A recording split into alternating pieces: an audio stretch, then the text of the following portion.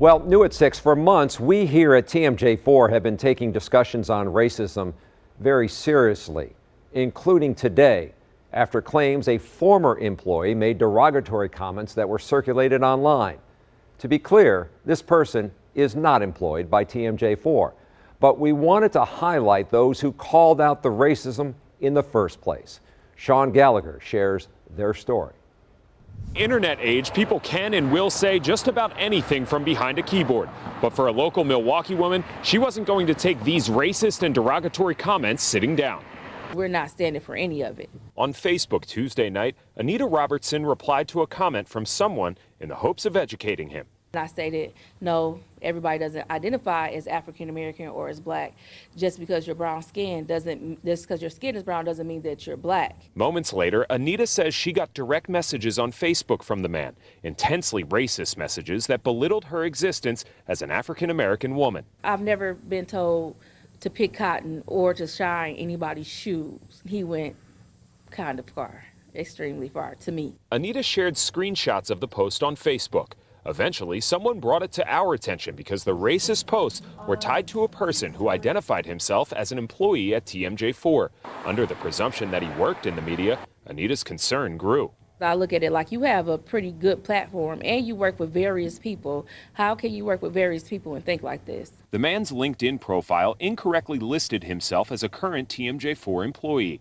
In response, station management released this statement. On Tuesday evening, screenshots of several offensive comments and private messages were circulated around social media. The person who appeared to send these messages is not employed by TMJ4, and his views do not reflect those of the station. We are grateful to those who brought the post to our attention and are committed to providing a platform for robust but respectful discussion for our Milwaukee community.